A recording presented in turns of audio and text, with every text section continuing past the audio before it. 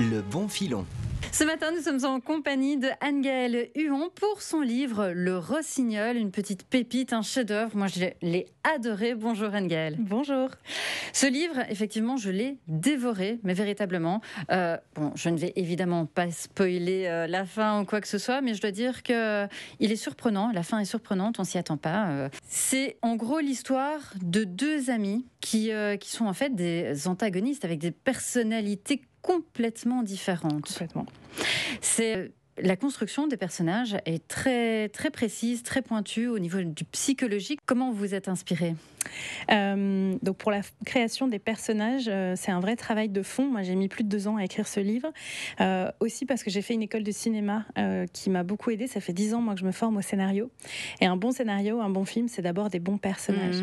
Et des bons personnages, c'est des personnages qui ont des fragilités émotionnelles et donc un passé qui guide, comme nous, parfois leurs réactions ou leurs envies et leurs relations aux autres. Et en effet, ces petits garçons qui deviennent des adultes et qu'on retrouve 30 ans plus tard, avec la double temporalité, eh bien, j'ai eu le temps, c'est vrai, de vraiment faire connaissance avec eux.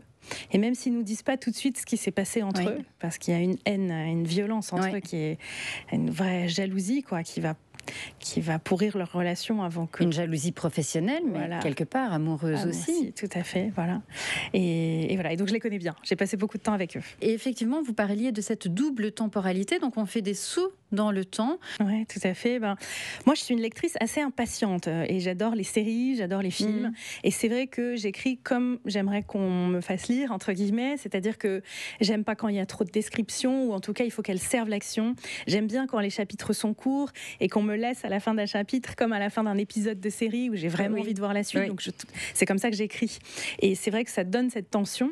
Et les allers-retours avec le passé vous permettent, vous, en tant que lecteur, de comprendre progressivement aussi ce qui s'est passé, avec un système de révélation que j'ai travaillé dans ce sens. Donc merci, c'est un chouette compliment. Pour Louis, la construction de ce personnage a dû être aussi particulière. Oui, tout à fait. Alors c'est Tony le narrateur, c'est lui qui nous raconte l'histoire. C'est un vieil homme au début du roman. Il vend des gaufres sur la plage et il nous dit: je vais vous raconter mon histoire. Et donc il repart à quand il était enfant et qu'il chantait sur une plage, qu'il imitait les oiseaux. Et le jour de ses 10 ans, un petit garçon est arrivé dans la classe qui venait de Paris. Et donc c'est leur enfance à eux deux, Tony et Louis, le petit Parisien qu'on suit. Et en effet, on les retrouve 20 ans plus tard.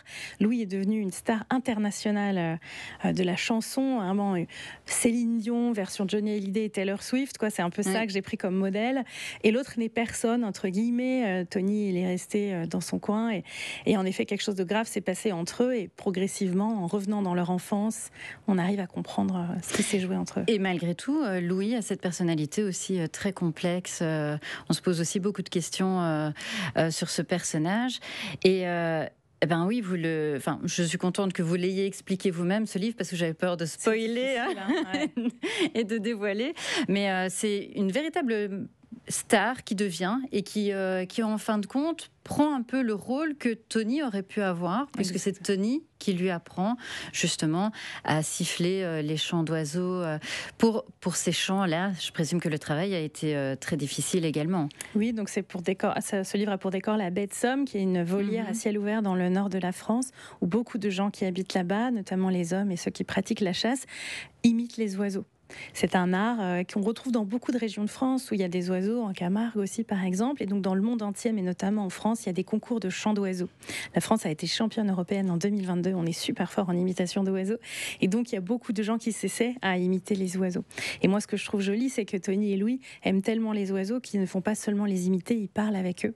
Et là, tout à coup, on rentre dans quelque chose d'assez magique, et c'est ce que Louis arrive à faire, et c'est ça qui conquiert le monde et les salles, et qui enflamme le monde entier dans des tournées mondiale, c'est sa capacité à devenir un oiseau sur scène, extrêmement émouvant. Et donc, en effet, ces deux petits garçons se rejoignent sur leur passion de l'oiseau, mais il y a une injustice, comme souvent. Il y a aussi des incompréhensions, et c'est ça qui fait qu'il y en a un qui a tout, quand l'autre n'a plus rien. Et malgré tout, ils se sont jurés d'être amis jusqu'au bout, à la vie et à la mort. Et donc, la vie va faire qu'ils se retrouvent et qu'ils vont peut-être enfin pouvoir tenir leurs promesses. Vous en avez rencontré des chanteurs ou des siffleurs d'oiseaux comme ça, en vrai, pour ce livre ? Oui, plein. j'ai fait beaucoup de recherches. Moi, c'est ma passion, hein, avec mes livres. J'emmène toujours mes lecteurs dans un univers singulier. Alors, ça peut être l'univers de l'espadrille, de la haute gastronomie. Et à chaque fois, il y a beaucoup de recherches sur le terrain. Donc, à la fois, j'ai lu beaucoup de livres, mais en effet aussi, j'ai rencontré plein de chanteurs d'oiseaux, des chasseurs, des guides. J'ai passé une nuit dans une hutte à pointer le canard. Ouais, voilà. C'est passionnant. Et parfois, je me demande même si j'écris pas des romans uniquement pour avoir un prétexte pour aller rencontrer des gens qui font quelque chose qui n'est pas de mon quotidien, vous voyez. Ouais. Et donc c'est vrai que des chanteurs d'oiseaux, il y en a plein en baie de Somme, des gens qui vivent avec l'oiseau depuis qu'ils sont tout petits, quoi, et qui sont fascinés, mais vraiment, même des adultes aujourd'hui, tout à coup on voit un oiseau passer et leur regard devient presque celui d'un enfant. Et je trouve ça assez joli, surtout pour moi, qui est une Parisienne qui connaît rien aux oiseaux, alors qui connaissait rien aux oiseaux, parce que depuis, je peux vous dire que j'ai lu un paquet de livres sur le sujet. Et il y a quelque chose, moi, qui me fascine dans cet animal qui côtoie le ciel, quoi. Il est à la fois d'ici et d'ailleurs. Et c'est presque un messager, quoi, un passeur entre le monde en bas, très concret, et puis cet univers un peu plus éthéré, des croyances, des idées. Ces championnats d'oiseaux, on peut les retrouver ailleurs que justement dans la baie de Somme ? Oui, il y en a vraiment dans toute la France, voire le monde entier. Je vous disais, on est champion d'Europe. Vous pouvez regarder sur Internet, il y a régulièrement des concours. Sur YouTube, il y a beaucoup de vidéos. Alors moi, j'en ai visionné beaucoup, évidemment, pour voir ça. Il y a beaucoup d'enfants qui participent aussi. Les enfants aiment bien imiter les oiseaux, donc c'est très touchant de les voir tous s'essayer à cette pratique. Et puis surtout, ce qui est joli, c'est que c'est pas quelque chose qu'on apprend dans les livres. Donc c'est un art et un loisir de transmission. Comme vous l'avez écrit dans votre livre. C'est bien souvent un grand-père ou un père qui initie un enfant. Et là, ce qui est beau dans cette histoire, moi je trouve, c'est que c'est un enfant qui en initie un autre. Oui, exactement. Voilà. C'est vraiment une magnifique histoire de fratrie en somme, hein, parce qu'on dit qu'ils sont amis, mais c'est plus que des amis, ce sont des frères.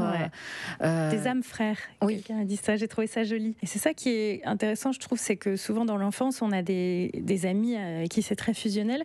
Mais les relations, et même de façon générale, les relations humaines sont rarement aussi limpides et directes. On a parfois des relations complexes aussi avec des gens qu'on aime terriblement et qui pour autant, par certains aspects aussi, nous agacent, voire vont appuyer chez nous quand soi-même on est mal dans sa peau ou mal dans ses pompes ou de mauvaise humeur.